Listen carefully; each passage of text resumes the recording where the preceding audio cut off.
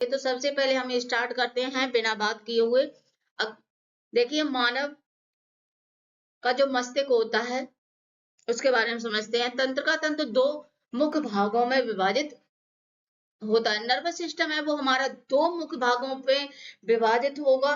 जैसे एक होता है क्या, यानी सेंट्रल नर्वस सिस्टम, सीएनएस बोलते हैं इसे शॉर्ट में। दूसरा होता है पेरिफेरल नर्वस सिस्टम के पार्ट को समझना, और बहुत सारी जानकारी उसके बारे में हम समझे तो हमें ये सारा समझेंगे। देखिए, ये हमारा जो होता है सीएनएस, इसमें दो भाग होते हैं, स्पाइनल कोड आता है और ब्रेन आता है। और सारे शरीर में फैली हुई जो पीएनएस होता है वो पेरिफेरल नर्वस सिस्टम, ये पूरे शरीर में फैला हुआ होता है।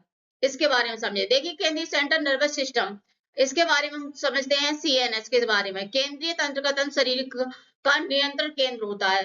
केंद्र का यानी सीएनएस हमारे पूरे शरीर का क्या होता है, नियंत्रण केंद्र होता है। इसमें दो चीज शामिल होती है, ब्रेन होता है, स्पाइनल कोड होता है। देखिए ब्रेन, ये देखो यहाँ पे ब्रेन है और ये स्पाइनल कोड है। देखिए, हम स्पाइनल कोड के बारे में नेक्स्ट लेक्चर में समझेंगे। आज हमारा मेन फोकस रहेगा यानी ब्रेन के बारे में। नेक्स्ट समझते हैं मानव तंत्र का तंत्र के भाग, part of human nervous system.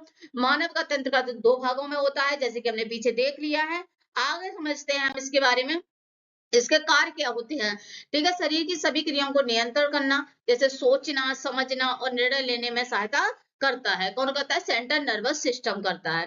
ठीक है, इसको आगे देखेंगे, इसके सब भाग देखेंगे। देखो ब्रेन में क्या क्या होता है, ठीक है, और ब्रेन कितने भागों में डिवाइड होता है, आगे हम समझेंगे। देखिए, पेरिफेरल नर्वस सिस्टम पीएनएस परदीय तंत्र का तंत्र मस्तिष्क और शरीर के अंगों के बीच संदेशों का आदान प्रदान करता है। तो पेरिफेरल नर्वस सिस्टम का मुख्य कार्य क्या होता है, मस्तिष्क से शरीर के विभिन्न अंगों तक सूचना ले जाना और वहां से वापस लाना। इसके बारे में डिटेल से समझेंगे। इसमें देखिए दो भाग होते हैं, कैर्नियल नर्व होती है जिसकी संख्या 12 होती है, और स्पाइनल नर्व होती है जो 31 होती है। आगे हम समझते हैं इसके बारे में। मस्तिष्क की संरचना, स्ट्रक्चर ऑफ ब्रेन। मानव मस्तिष्क को तीन भागों में बांटा गया है, fore brain, mid brain, hang brain. कितने भागों में बांटा गया है, तीन ब्रेन में बांटा गया। अब हमारे यहाँ से मेन भाग शुरू होता है ब्रेन का, क्योंकि हमारा टॉपिक का मतलब यह है ह्यूमन ब्रेन के बारे में समझना पूरी तरीके से। तो ये तीन भागों में होता है। आइए हम इसको बारे में, फोर ब्रेन के बारे में समझते हैं। देखिए, फोर ब्रेन को भी तीन भागों में डिवाइडेड किया गया है। देखिए, ये होता है सेरिब्रम, ठीक है, thalamus, hypothalamus. Cerebrum, thalamus, hypothalamus कितने भागों में डिवाइड किया गया। देखिए, अग्रभाग को, फोर ब्रेन को तीन भागों में डिवाइड किया है, सेरिब्रम, हाइपोथैलेमस और थैलेमस। देखिए ग्राफ में दिखाई दिया है, ये देखिए, देखिए सेरिब्रम आगे वाला, फिर उसके बाद ये देखिए थैलेमस है, फिर उसके बाद हाइपोथैलेमस है, और ये लटका हुआ भाग ये पिट्यूटरी ग्लैंड होती है। फिर देखो मिड ब्रेन, इसके बारे में भी आगे, ये नीचे का भाग स्पाइनल कोड होता है, ठीक है और मिड ब्रेन और हैंग ब्रेन। हैंग ब्रेन देखिए दोस्तों, ये लटका हुआ भाग होता है, इसके भी तीन भाग होते हैं, पोन्स होता है, मेडुला होता है, ऑब्लिगेटा, सेरेबेलम होता है। आगे हम इसको सभी को एक एक करके समझेंगे। आगे हम देखते हैं इनके सभी पार्टों के बारे में अध्ययन करते हैं। सेरिब्रम, ठीक है, इसके बारे में हम देखते हैं। सेरिब्रम मस्तिष्क का सबसे बड़ा भाग होता है, ये दो गोलार्धों में हेमिस्फीयर में बटा होता है, राइट हेमिस्फीयर, लेफ्ट हेमिस्फीयर। दोनों गोलार्धों को जोड़ने वाला कॉर्पस और कोलोसम द्वारा जुड़े होते हैं। सेरिब्रम की दोनों दो परतों को क्या कहते हैं, सेरिवर कॉर्टेक्स कहते हैं। अब इनके कॉर्टेक्स के दो भाग होते हैं, ग्रे मैटर और व्हाइट मैटर। इसके बारे में भी समझेंगे, आगे देखते हैं। सेरिब्रम मस्तिष्क का सबसे बड़ा भाग होता है, ये स्वैच्छिक क्रियाओं और बुद्धि, याददाश्त और भावनाओं और संवेदन अनुभवों का मुख्य केंद्र होता है। सेरिब्रम को दो भागों में बांटा गया है, जैसा कि हमने पीछे देख लिया है। तो ये सोचने, निर्णय लेने की समस्या, तार्किक क्षमता, ये सारी इसको कौन करता है, सेरिब्रम करता है। आगे देखिए, इसके चार लोब होते हैं। कितने लोब होते हैं, सेरिब्रम के चार लोब होते हैं। देखिए, फ्रंटल लोब, ठीक है, parietal lobe, temporary lobe, occipital lobe, ये चार लोब होते हैं। देखिए, फ्रंटल लोब होता है, फ्रंटल ये क्या करता है, सोचता है, निर्णय लेने की क्षमता होती है इसके अंदर, और स्पर्श, दर्द, तापमान का अनुभव कौन कराता है, पेरेंटल लोब कराता है। टेम्परेरी लोब स्मृति को याद रखता है, और ऑक्सीपिटल लोब ये क्या करता है, देख सकता है। ये सारे लोब हो गए सेरिब्रम के। आगे देखते हैं हम थैलेमस की संरचना। थैलेमस मुख्य रूप से ग्रे मैटर और धूसर मैटर से बना होता है, ठीक है। इसमें व्हाइट ग्रे मैटर की भी परत होती है। ग्रे मैटर और थैलेमस का अधिकांश भाग ग्रे मैटर से बना होता है। इसमें न्यूरॉन्स की कोशिकाएं यानी नर्व सेल बॉडीज पाई जाती हैं।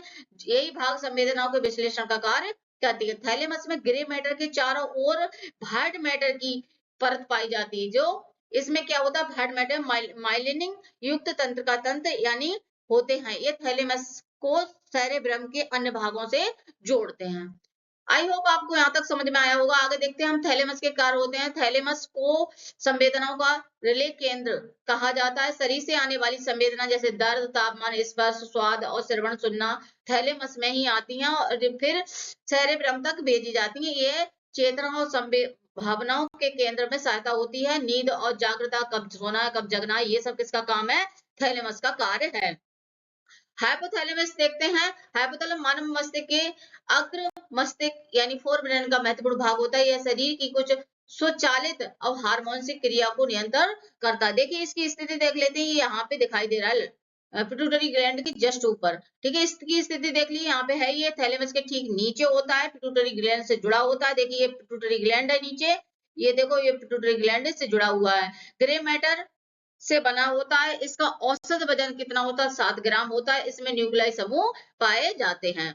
आगे देखते हैं थैलेमस के कार्य पिट्यूटरी ग्लैंड का नियंत्रण करता है। कौन करता है नियंत्रण, तो हाइपोथैलेमस करता है, ठीक है। और यहाँ से हार्मोन निकलते हैं, उसको भी नियंत्रण करता है। इसी कारण अंतःस्रावी तंत्र का मुख्य नियंत्रण माना जाता है। हाइपोथैलेमस शरीर के ताप को संतुलन बनाए रखता है, भूख और प्यास को नियंत्रण करता है। इसे हंगर सेंटर और ट्रस्ट सेंटर भी कहते हैं।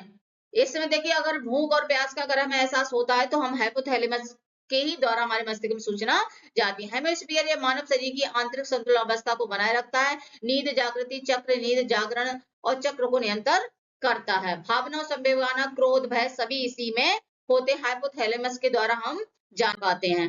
आगे देखते हैं मध्य मस्तक। मिड ब्रेन में ये मानव मस्तिष्क का सबसे छोटा अधिक महत्वपूर्ण भाग होता है। ये अग्र मस्तिष्क और पश्चिम मस्तिष्क के बीच में होता है। इसकी स्थिति देखिए यहाँ पे है।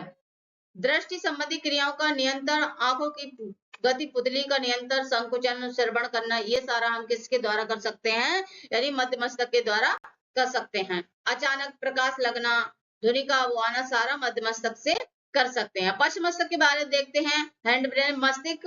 पश्चिम मस्तिष्क मानव मस्तिष्क का वह भाग है जो शरीर की संतुलन, श्वसन, हृदय गति और अनैच्छिक क्रियाओं को भी नियंत्रण करता है। अनैच्छिक क्रिया में जैसे हार्ट वगैरह आती है, सांस हम लेते हैं, वो अनैच्छिक क्रिया होती है। इसके 3 भाग होते हैं, सेरेबेलम, पोन्स और मेडुला ऑब्लिगेटा।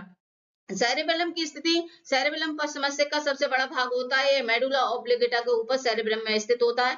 संरचना सेरेबेलम की बाहरी परत ग्रे मैटर की बनी होती है और भीतरी किसी व्हाइट मैटर की बनी होती है, ठीक है। सेरेबेलम के काम से शरीर का संतुलन बनाए रखता है, मांसपेशियों के समलय गति में सहायता करता है, चलना जैसे दौड़ना, लिखना जैसी क्रियाओं को नियंत्रण करता है और शरीर की मुद्रा, पोस्टर को भी बनाए रखता है। पोन्स स्थिति में, पोन्स पश्चिम मस्तिष्क का भाग होता है। ये मध्य मस्तिष्क के नीचे और मेडुला ऑब्लिगेटा के ऊपर स्थित होता है। पोन्स के कार्य नींद और जागृति को नियंत्रण में सहायता करना और श्वसन क्रिया को नियमित करने में सहायता करना। यह मस्तिष्क के विभिन्न भागों के बीच संदेशों का आदान प्रदान करता है। मेडुला ऑब्लिगेटा क्या करता है, इसकी स्थिति, मेडुला ऑब्लिगेटा पोन्स के नीचे स्थित होता है। यह मेरुरज्जु से जुड़ा होता है। इसकी लंबाई लगभग 2 से 3 सेंटीमीटर होती है। मेडुला ऑब्लिगेटा के कार्य हृदय की गति का नियंत्रण करता है और श्वसन की गति को भी नियंत्रण करता है और रक्तचाप को भी नियंत्रण करता है। छींक, खांसी, उल्टी, अनैच्छिक क्रियाओं को भी नियंत्रण करता है। आई होप आपको अच्छा लगा होगा। अगर वीडियो अच्छी लगे लाइक शेयर सब्सक्राइब करना ना भूलें।